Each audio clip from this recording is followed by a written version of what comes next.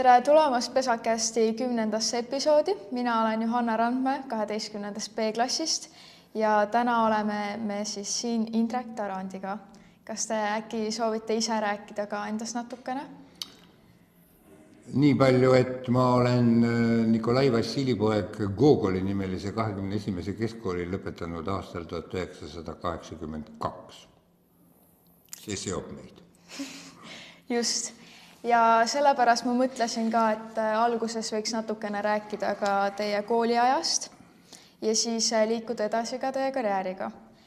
Et esiteks siis, mis on kõige esimene või selline eredam mälestus teie ajast Tallinna 21. koolis? Kui lubatakse parandada natuke, siis mitte teie ajast, sest see ei olnud minu aeg, see oli Brežnevi aeg, see oli Vene aeg. Okay.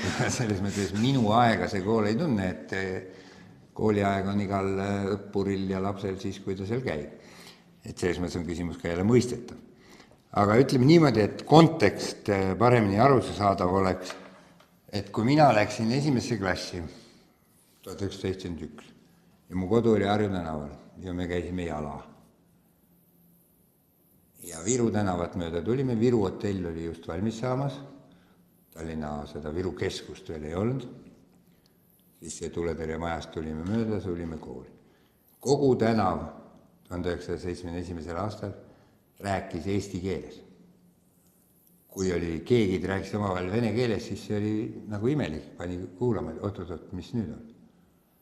10 aastat hiljem, 1981, mitte ühelgi tänaval enam eesti keelt kuulda ei olnud, ümberringi käis ainult venekeelne jutt. Ja see tähendab, et selle minu kooli ajaga toimus Eesti venestamine sellisel tempol, mis oli täiesti mõistetamatu ja käsitamatu. Ja ütleme nii, mitte ainult koolilapsele raske, aga ka täiskasvanutele raske. See oli selline keeruline aeg.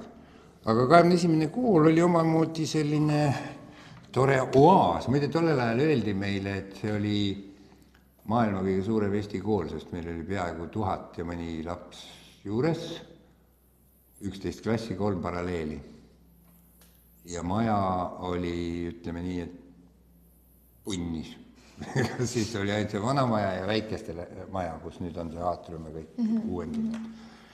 Et oli suur kool ja palju häid mälestusi.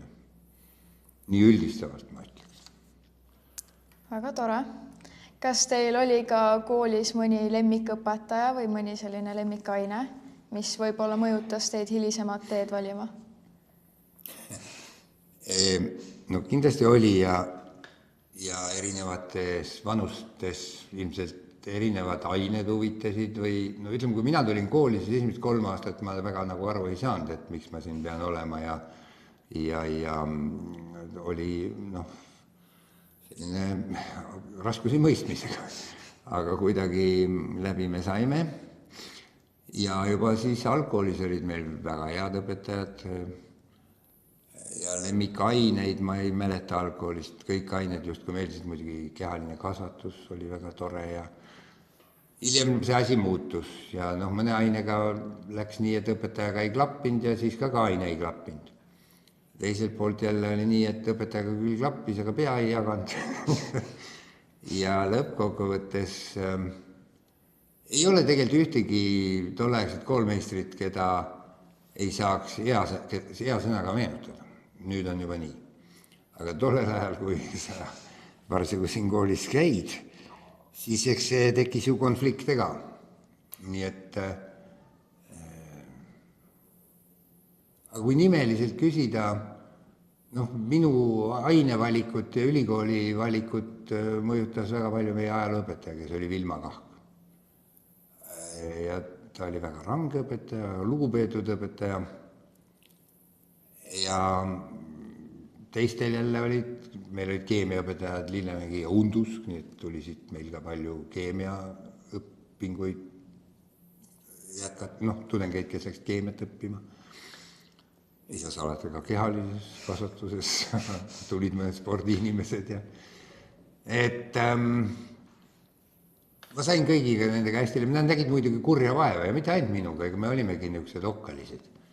Et oli 2 probleemi, mida tänapäeval ei ole. eks ole, on kõik võimalikud niisugused teisme ja tungid ja tormid ja protestid ja võib-olla muud asjad. Aga meie ajal siiski oma pitseri vajutas ka Vene võim. Ja eks tema nõudis õpetajatelt ja kooli juhtkonnalt asju, mida meie põhimõtteliselt ei teinud. Ja siit, ühest küljest õpetajad võisid südames aru saada, et lastel on õigus. Teistpidi neile pidi ka õigus jääma, et oma tööd jätkata kasvõi ja niimoodi. Need ei olnud väga ühemõttelised aastad. Okei. Aga kui te siis olite abiturient, siis millisena kujutasite te ette oma tulevast karjääri? Ja kui palju see siis erineb tänasest reaalsusest? Aus vastus on, me ei kujutanud midagi ette. Meie mõtlesime, et kuidas üldse, tollel ajal riigieksameid, eks ole. Aga kas kokku oli näiteks 11. klassis 7 eksamit äkki või? Matemaatika, kirjand, inglise keel, vene keel, siis mingi valik, äkki oli füüsika minu aastal, ma ei mäleta. Igatahes jube palju oli neid eksameid ja teada oli, et nendeks tuleb valmistuda. Teine asi oli, et sa pidid saama oma selle, tänapäeval on ainepunktid, eks ole, aga meil oli ainult hinded 0–5. Ja keskmine hinne oli statistiline keskmine siis või see aritmeetiline, vabandust. Et see oli tähtis, sest selle alusel sa said ülikoolis ka neid pingerida tuli selle järgi. Ja mingil määral me õppisime, aga siis oli veel niimoodi, et oli kuldmedal ja hõbemedal, et kui väga hästi õppisid. Kuldmedal oli just kõik 5 ja hõbemedalil võis olla näiteks 2-4. Ja siin samas esimese korrusel oli siukene suur stend, autahvel. See oli kirjutatud kõik kuldmedaliga lõpetajad, seal oli Hagi Shein ja ma ei tea, kes nad kõik ei olnud siin kuldmedaliga lõpetanud, aga lugupeetud inimesed ja siis hõbemedalistid. Aga üks tulp oli nagu tühi. Ja meie läksime sõjalise tunnist, tollel ajal oli selline fraas nagu pausi panema. Tähendas, et me lihtsalt ei läinud sinna tundi. Ja siis mõtlesime, et midagi nagu peaks tegema. Üks vend ütleb, et kuule, aga see on tühi rida. Teine ütleb, aga see tuleks täita. Siis me igaks juhuks teime joonestamise või kuskilt klassist selle sule, kirjutasime ilusti sinna oma nimed, et pronksmedaliga on kooli lõpetanud. See oli ennatlik tegu, iseenesest ei olnud suur pahategu, aga ja kuu aega seda keegi ei pannud ka tähele. Aga siis, kui pandi, siis ääre pealt oleks jälle, et kuidas nii sai. Et ma ei mõelnud karjäärile, me tegelikult mõtlesime ju tollel ajal kõik poisslapsed oli Nõukogude sõjavägi, oli pärast keskkooli. Ja see oli üks koht, kuhu keegi nagu minna ei tahtnud, aga mingid nagu head valikud ka ei olnud, sest valik oli lihtne. Kas lähed 8 või 3 aastaks sõjaväkke või lähed 5 või 6 aastaks vangi. Et nagu valik oli tehtud väga lihtsaks. Et tolles mõttes ei. Ma ei tea, kuidas teie täna? Kas te mõtlete oma karjäärist? On teil selged visioonid? Selgeid visioone ei ole küll. Elu teeb nagu just. Nii palju ma mäletan, et me olime Artur Talvikuga olime siin ja sama Vilma Kahk ütles meile enne lõpetamist, et lähete ülikooli. Vaevalt, et te sinna sissegi saate. Tema sai lavakunsti ja mina sain Tartusse ja otsustasin, et hakkame nüüd tulema tagasi näitama õpetajale, kui loll saist ole. Et me oleme ikka targemad. Ja ütlesin, no näed, me saime ülikooli sisse, tema vaatas meid muigas, aga kauaks teid ei jäeta. Ja mõlemad saime eksmatiga. Ei olnud selles mõttes, oli seal õigus ikka mitu korda. Aga kuidas te üldse jõudsite siis lõpuks poliitikani? Et kas millalgi oli see siis juba nagu teadlik eesmärk või pigem lihtsalt selline juhuste ja võimaluste kokkulangemine? Pigem viimast, aga on ju tänapäevalgi kõlab raadioeetris aeg-ajalt, et kui sina ei tegele poliitikaga, tegeleb poliitika sinuga. Aga poliitika oli nõukogude ajal jällegi tegevus, mis oli nagu litsentseeritud ja privilegeeritud ainult Nõukogude Liidu kommunistliku partei liikmetele, nomenklatuurile nii ütelda. tava nõukogude inimene ei osalenud poliitikas, ta seisis paraadil ja plaksutas vaimustunud suurte juhtide tarkade mõtete üle. Meie jõudsime selle poliitikani kuidagi ootamatult 15-16 aastaselt. Või õieti mõned jõudsid varem, sest minust nooremad olid näiteks Eerik Kross ja Priit Kogermann ja kes seal nende klassis kõik ei olnud. Nemad juba 3. klassis taipasid moodustada organisatsiooni president Konstantin Päts, mille tunnuseks oli see, et meil olid Vene ajal sellised kustukummid, millega sai pliiatsi jälge ära mühkida vihikust. Aga siis, kui kustukummi peale pastakaga kirjutasid tagurpidi peegelpildis PKP ehk president Konstantin Päts, siis see jube hea kooli krohvitud seinte peale nagu panna. Järsku seinad olid kõik täis, aga algul nagu see juurdlus oli, et no pagan, et mis see on, et igal pool on nagu mustus. Ja siis hakati vaatama, et oota, aga need on nii madalal, et need ei saa suured poisid olla, kes teevad. Ja siis võeti väiksed vennad kinni, need ütlesid kohe välja, et nendel on organisatsioon president Konstantin Päts. Mingi aastal, ma ei tea, 78 või 9, mingid 4. või 5. klassi, mis nad olid. Ja siis kuidagi sellest nagu tekkis mõte, et ja see kõlab nagu uskumatult, aga päriselt tekkis nagu väikeste varateismeliste peas oli see mõte, et ainuke asi, mis me saame teha, on Eesti Vabariik taastada, et muidu läheb jamaks. Ja noh, mis taastajaid meist seal oli, aga niimoodi sai mõeldud, jah. Ja tollest järgmine järeldus oli see, et mitte mingit koostööd nõukogude võimuga, millest minu keskkooli jaoks oli, see oli nagu üks defineerivaid asju, sellepärast, et mitte keegi ei astunud selle komsomoli organisatsiooni liikmeks. See oli kohustuslik. Kooli juhtkond, direktorid, õppealajuhatajad, kõik klassijuhatajad, kõik keerati nagu väänati. Kuidas teil ideoloogiline kasvatus teha? Ei õnnestu. Mis teie lastel viga on? Miks nad ei ole leninlased?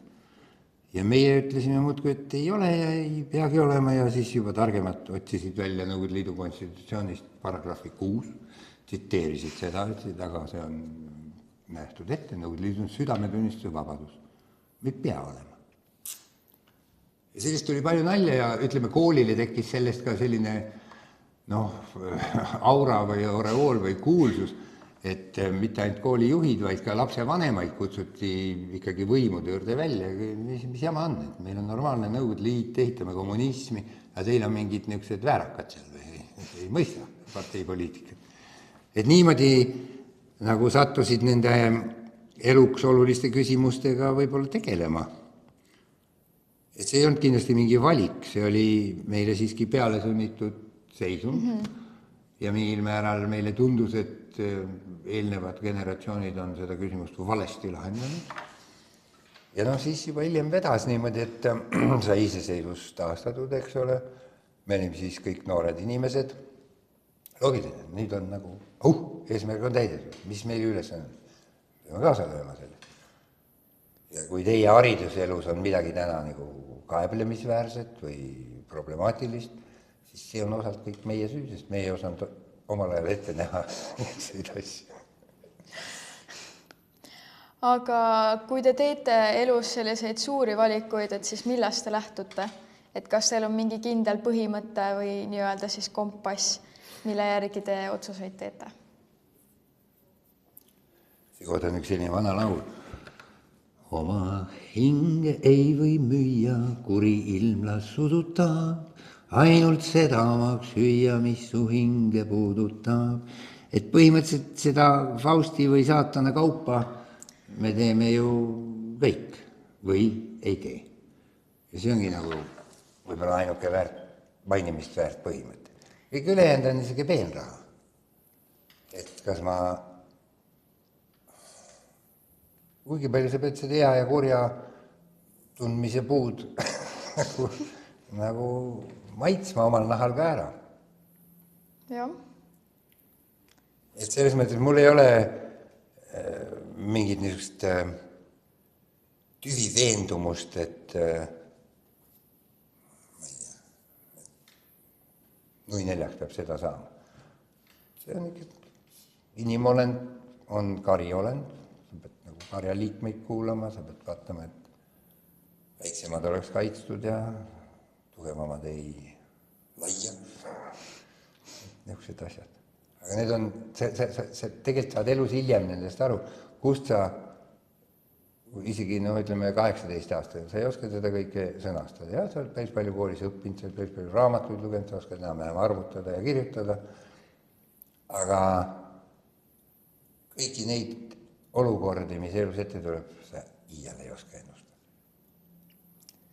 Jaa, aga kas te pigem teete siis otsuseid tunde järgi või pigem niimoodi, et mõtlete enne? Enne mõtle, siis ütle. Ütleme, konkreetselt mina olen muidugi selles mõttes halb näide, et on võimalik tõestada, et ma mõtlen vähe ja teen rohkem või teen impulsiivselt. Aga loomulikult sa pead ikkagi mõtlema natuke. Ise küsime, et kas sa pead nagu mingit 18 käigulist kombinatsiooni tegema, et selleks, et mina saaksin, ma ei tea, aastal 2026 selleks, pean ma aastal 1986 tegema seda, teist ja kolmandat või see ei ole võimalik. Ja 30 aastat vanad asjad inimese elus, mis toona tundusid jumala õiged, normaalselt kõik aktsepteerisid, pärast selleks valesti, sinu pärast. Tagantjärele tarkus on alati kõige suurem. Ja ise võid ka hinnata, et näed, seda poleks pidanud tegema ja ilma selleta oleks elu parem ja et selles mõttes on hea küsimus, et kus see, nagu see selgroog või nagu tänapäeval armastatakse öelda, väärtuspõhisus. Mis need väärtused on, millest sa kinni hoiad? Ma ei tea, meie ajastu inimesed ilmselt hoiavad emakeelest väga kinni. Seda taheti meilt ära võtta. Ja see on valus kogemus, mis jääb, eks? Aga uuema aja inimesed võib-olla loevad ainult dollarit ja eurot. Ja väärtus on seegi. Ekvivalent, eks? Mida rohkem on dollarit, seda parem. Ja. Et mina olen küll arvanud sageli teistpidi, et parem tee oma taskut tühjaks, kui teistel sellest parem saab, et ära kogu aeg omale krahma. Ja, et kui selles mõttes lihtsalt, et kui ma teie kohta lugesin ka, et siis seal oli ikka väga palju erinevaid valdkondi, milles te olite töötanud ja väga selliseid nagu ja. Elu on seiklus. Jah. Et tunduski, et kuidas nagu te jõuate võib-olla või kust te üldse tulete nende nagu mõtete peale, et just nagu selliste ametitega tegeleda? Palju on juhust. Elus on väga palju juhust. Ja ütleme, see, et mind ülikoolist välja visati, oli mõnevõrra prognoositav, aga mõnevõrra siiski ootamatu. Ja siis oli küsimus, et mis nüüd edasi saab. Üks asi oli, et armee oli niikuinii, aga kuna sinna jäi veel natuke vähem kui aasta vahele, et mis me teeme. Nõudliidus ilma töötamata, ilma õppimata ei tohtinud olla. See oli seaduse vastane. Okei, teeme mingit tööd. Nii. Ma oleks saanud tuvast tööd ka.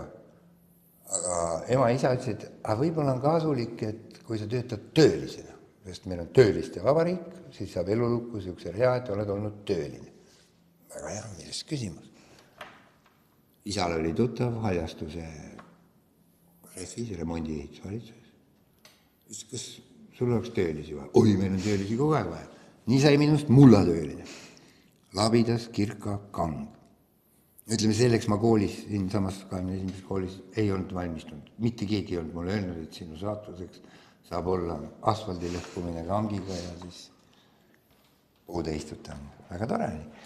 Aga, et juba nagu vanainimesel ikka mõte läheb lappama. Aga siis näiteks lõpetad ülikooli. Oled ajalooõpetaja. See on siuke kutse. Võiks minna kooli. Aga tolleaegne Tartu KGB oli mulle öelnud, et sind me nagu päris linnakoolidesse ei luba, et kui siis hästi kaugele kuskile Piirissaarde või midagi, et sa oled nagu ohtlik lastele, et ajad neile niisugust jama.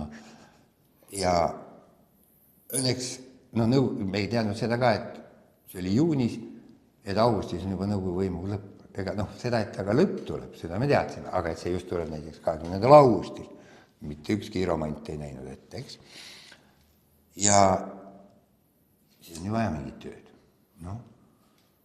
Paned kuulutuse lehte, vahel tuleb vastuseid. Ja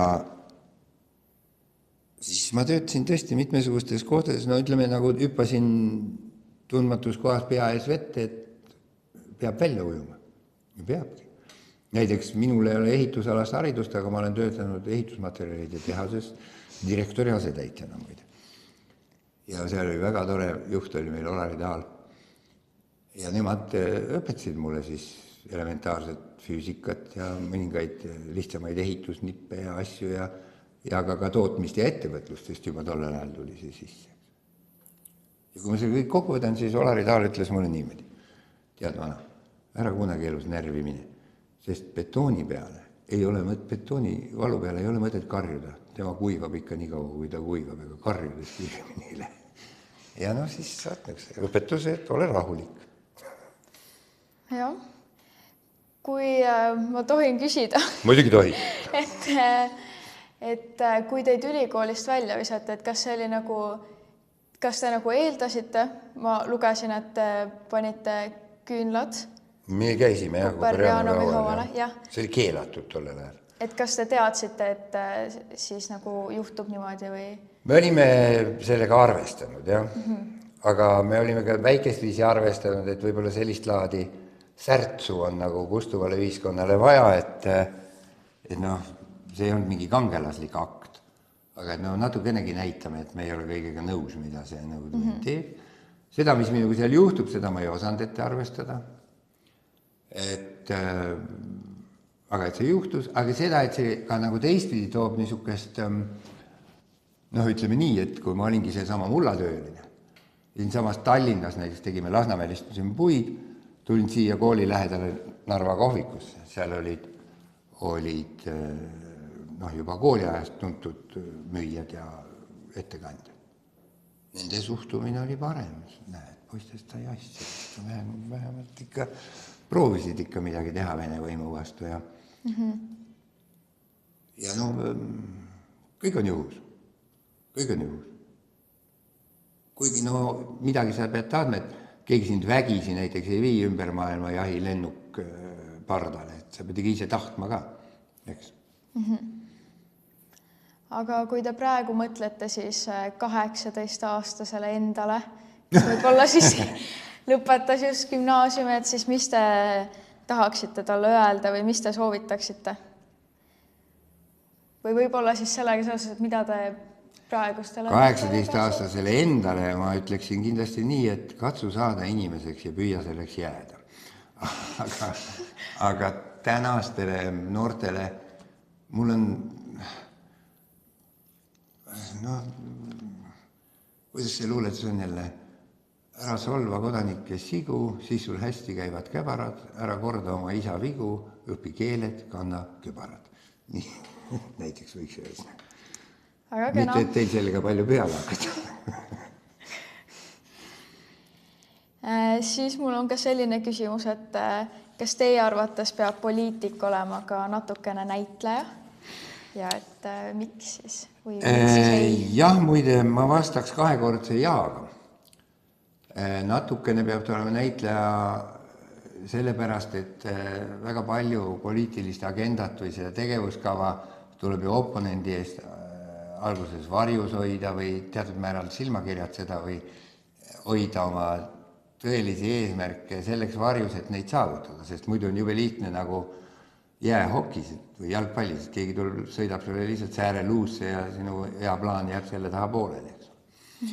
Et selles mõttes näitlemisoskus on nagu definitsiooni kohaselt tarvilik. Aga teise poolt, noh, kui ma kas ma mõtlen täna hommikusele Riigikogu istungile, et kui sul on natuke näitleja oskust, siis isegi rumal tekst võib olla hästi esitatud. Et see ei tule kahjuks. Et tegelikult vahel ongi nagu, noh, sa ei pea näitleja olema, aga sul peab ikkagi mingid nagu oraatori või retoorilised võimed olema, et kui sa lihtsalt omale nagu habemesse pomised sealt puldist, siis keegi ei saa aru, eks ole, mis sa tahad öelda. Võib-olla sul on jube targad mõtted. Et selles mõttes mingi väljendusoskus, mis ju ka näitlemine on. Et see kindlasti peab olema, ma ei tea, kui palju seda petmisoskust ja tüssamisoskust peab olema näitlemise mõttes. Ja mõned näitlejad on olnud ju ka väga head poliitikud, ma ei räägi siin Rakvere meestest, Saaremehest ja Raivo Tammest, ja ka kui vaadata ajas tagasi, Kaljo Kiisk on olnud Riigikogus, Mikk Mikiver on olnud Riigikogus ja veel teisigi. Et selles mõttes kindlasti seda tüüpi haridus ja oskused ei ole kahjuks. Ja te olete üldiselt olnud ka, või noh, te olete üksikkandidaat olnud enamasti valimistel. Ja kui te näiteks Euroopa Parlamenti esimene kord kandideerisite, siis te saite üle 102 000 hääle siis üksikkandidaadina, mis on ikka väga-väga palju. Et kuidas teil endal, kuidas see hetk teid võib-olla mõjutas või kuidas nagu tunne oli? See läks paremini 2 korda, kui ma ise arvasin. Ma arvasin, et ma saan selle koha, aga see, et ma 2 saan, seda ma ei arvanud. Ja kindlasti see oli tore hetk, sest iga sportlane naudib seda, kui ta saab võidu. Mis oli seal veel tore, oli see, et minu programmiline lubadus, et kinnised nimekirjad muudetakse jälle lahtiseks. See ka teostatud. Riigikogu võttis selle seaduse vastu ja muutis ära. Ja teadaolevalt teist sellist poliitilist lähenemist Eestis ei ole. Nii et tolles mõttes on hea. Aga kui häälte protsent oli ka kõrge üle-euroopaliselt, siis oli ka hästi tore oli minna sinna Euroopa Parlamenti, sest seal kõik tulid uudistama, et mis pagana tüüp see on siuke, et 2 peaga vasikas või mis asi see on. Ja selle kaudu tekkis hästi kiiresti kontakte ja see elasid nagu kiiremini sisse, nii et see oli ka selles mõttes hea. Ja nüüd teile tuleb mulle meelde ka 3. argument, mis selles on. Et peaks selle stendi ikkagi tagasi panema, sest see on kehtiv Euroopa rekord, et pronksmedali omanikud. Et ei, see oli ilus. Aga mitte ainus ilus hetk, neid on teisi ka. Aga et miks te võib-olla siis olete pigem üksikkandidaadina olnud poliitikas? Oma hinge ei või müüa. Okay. Sellepärast, et kui sa hinge müüd parteile maha või ükskõik millisele saatanale, siis on nad ju 3 tilka verd. Tänapäeval see kaup on ka nii devalveerunud, eks ole, me võiksime lihtsa vaevaga vaadata, et kes on kõige rohkem parteisid vahetanud Eestis, kes on kõige kiiremini neid vahetanud. Minu teada rekord on praegu 6 kuuga 3 parteid, see on Ants Froschi käes Riigikogus. Aga ma ei tea, kui ma hakkan mõtlema, võtan Keskerakonna omaaegse nimekirja, kõikides parteides neid on, et kui nad seda teevad, jah, et kui nagu juba hinge müüd, siis müü korralikult. Aga minule ei ole see sellepärast sobinud, et osaliselt on see ka eelarvamus ja nagu veneaegne stigma. Parteilane oli meie sõimusõna. Muidu samas kooli kõrval elasid meie väga toredate koolikaaslaste vanemad, kes olid astunud Nõukogude Liidu kommunistlikusse parteisse ja CD-st saanud Eesti ajal ehitatud majades korterid, mille omanikud olid kas saanud Rootsi või viidud Siberisse. Et see, kes astus parteisse, ikkagi teatud määral reetis eestluse elujõu ja huvid. Ja ma ei ütle, et NLKP on sama, mis ta on Eesti erakond, aga nad on kahjuks palju sealt üle võtnud või kaasa vedanud. See on minu aus vastus. Aga muidugi võib öelda, et see partei pole veel sündinud. Ma võin ju kliksten nipsust teiega teha mingi partei valimisteks kevadel. Jah. Proovime. Lähete otse kooli mingist Riigikokku ja millest küsimus. Jah. Kuidas tundub? Rääkige läbi, aega veel on. Aega veel on. Aga praegu mul ei olegi rohkem küsimusi. Jah. No siis järelikult rohkem küsimusi ei ole, et aga suur aitäh, et mina võiks